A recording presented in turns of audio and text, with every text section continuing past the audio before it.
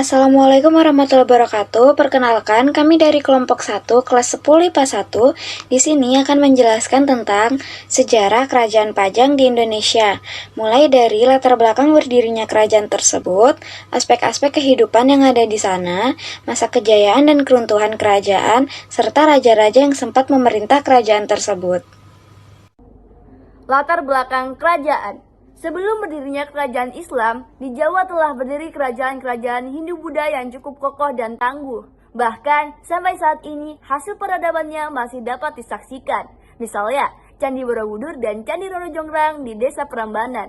Dan wajarlah jika Flekke menyebut kerajaan-kerajaan pra-Islam, khususnya Singasari dan Majapahit, sebagai Empire Builders of Jawa.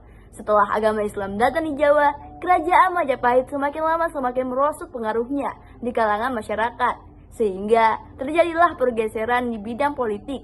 Menurut Sartono, Islamisasi menunjukkan suatu proses yang terjadi sangat cepat, yang merupakan hasil dakwah para wali sebagai perintis dan penyebar agama Islam di Jawa. Di samping kewibawaan rohaniyah, para wali juga berpengaruh dalam bidang politik. Bahkan ada yang memegang pemerintahan. Politik yang paling menonjol yang diperankan oleh para wali adalah perpindahannya kerajaan Demak yang semula berkedudukan di kota-kota pantai. Ternyata tidak dapat dipertahankan oleh penerusnya. Akhirnya, pusat aktivitas politiknya pindah ke pedalaman yang semula kuat kehinduannya.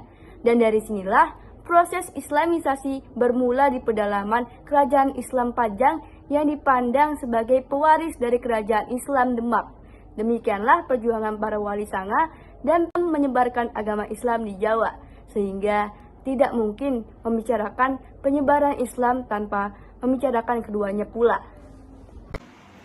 Kerajaan Pajang adalah kerajaan Islam yang ada di Jawa. Meskipun pemerintahannya tidak begitu lama, tetapi kerajaan Pajang pernah berkuasa. Kerajaan Pajang mestinya muncul sebelum runtuhnya kerajaan Majapahit. Karena Majapahit masih berkuasa, maka kerajaan Pajang belum begitu diperhatikan. Pada abad ke-14, Pajang sudah disebut dalam kitab Negara Kertagama karena dikunjungi oleh Hayam Wuruk dalam perjalanannya memeriksa bagian barat. Antara abad ke-11 dan 14 di Jawa Tengah Selatan, tidak ada kerajaan, tetapi Majapahit masih berkuasa sampai ke sana. Sementara itu, di Demak mulai muncul kerajaan kecil yang didirikan oleh tokoh-tokoh beragama Islam. Namun sampai awal abad ke-16, kewibawaan Raja Majapahit masih diakui. Setelah Majapahit mengalami kemunduran atau lebih tepatnya pada akhir abad ke-17 dan awal abad ke-18, para penulis Kertasura menuliskan asal-usul kerajaan Pajang.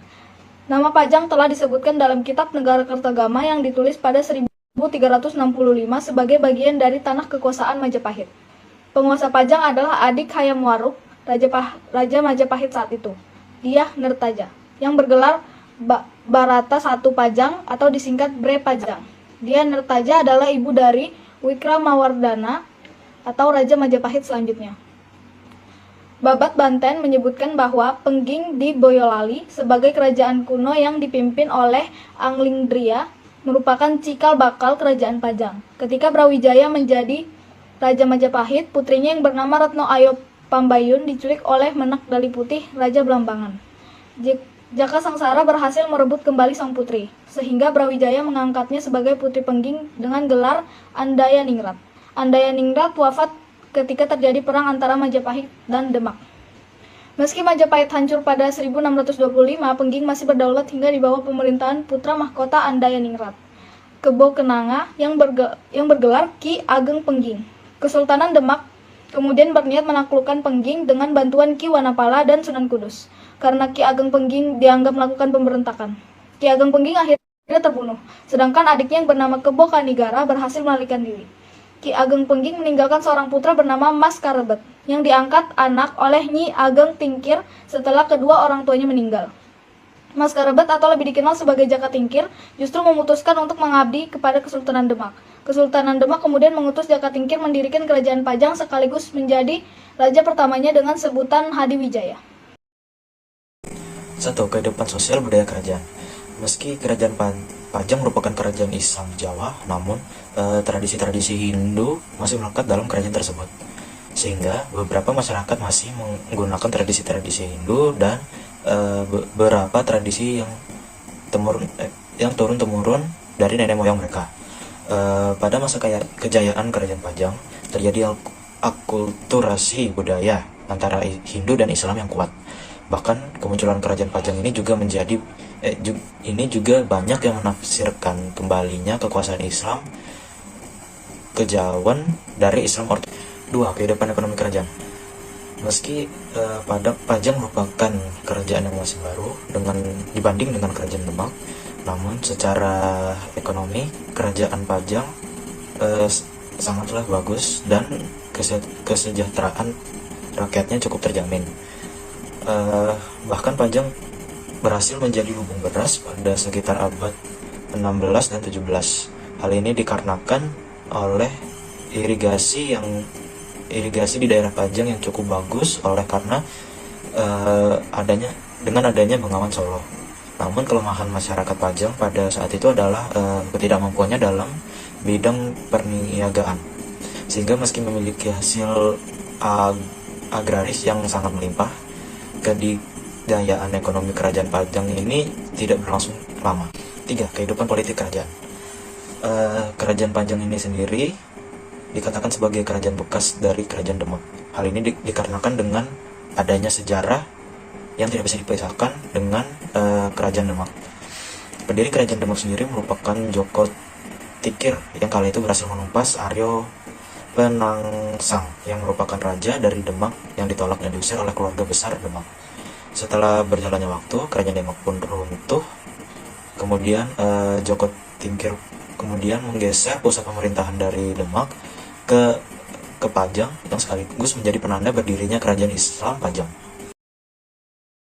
Raja-raja yang memerintah. Yang pertama, Jaka Tingkir atau Sultan Hadiwijaya 1568 sampai 1583 Masehi. Selama berkuasa di kerajaan Pajang, Jaka Tingkir melakukan perluasan wilayah sampai tanah pedalaman timur sampai Madiun. Ia juga menaklukkan Blora pada 1554 Masehi dan Kediri pada 1577 Masehi. Pada 1581, Sultan Hadiwijaya diakui sebagai Sultan Islam dari raja-raja terpenting di Jawa Timur. Yang kedua, Arya Pangiri atau Ngawantipura 1583 sampai 1586 Masehi. Arya Pangiri merupakan menantu Sultan Hadiwijaya. Ia memerintah Pajang sejak tahun 1583 sampai 1586 Masehi. Selama memimpin Pajang, ia hanya sibuk balas dendam kepada Mataram sehingga rakyat Pajang terabaikan. Yang ketiga, Pangeran Benawa atau Prabu Wijaya 1586 sampai 1587 Masehi. Pangeran Benawa merupakan anak dari Sultan Hadiwijaya. Ia memerintah Pajang pada periode ketiga setelah mengalahkan Arya Pangiri. Pemerintahannya hanya berlangsung singkat karena Pangeran Benawa memilih untuk berdakwah menyebarkan agama Islam. Masa kejayaan kerajaan. Kerajaan Pajang di bawah pemerintahan Sultan Hadiwijaya mengalami kemajuan meski wilayahnya tidak seluas kerajaan Demak semasa diperintah Sultan Trenggono. Hal ini terjadi karena wilayah Banten dan Cirebon memisahkan diri ketika di Demak sedang kacau akibat perebutan kekuasaan. Kerajaan Pajang menjadi kerajaan yang makmur karena rakyatnya hidup melalui aspek-aspek pertanian. Kondisi alamnya yang subur karena lokasinya yang diapit oleh dua sungai membuat perekonomiannya maju. Bahkan pada abad ke-16 hingga 17 Masehi, kerajaan ini menjadi salah satu lokasi produksi padi yang mampu mengekspor hasil berasnya keluar wilayah Pajang. Masa keruntuhan kerajaan. Peninggalan Sultan Hadiwijaya, Pajang diperintah oleh Pangeran Benowo, putra Sultan Hadiwijaya pada tahun 1575 sampai dengan 1586. Pada masa pemerintahan Pangeran Benowo, terjadi pemberontakan yang dilakukan oleh Arya Pangiri, anak Sunan Prawoto. Berkat bantuan Sutawijaya, anak Ki Ageng Pemanahan juga putra angkat Sultan Hadiwijaya, pemberontakan Arya Pangiri dapat dipadamkan. Pemerintahan Pangeran Benowo tidak berlangsung lama, karena diserahkan kepada Sutawijaya. Oleh Sutawijaya, pemerintahan Pajang dipindahkan ke Mataram. Sekian dari kelompok kami, bila ada salah kata mohon dimaafkan. Wassalamualaikum warahmatullahi wabarakatuh.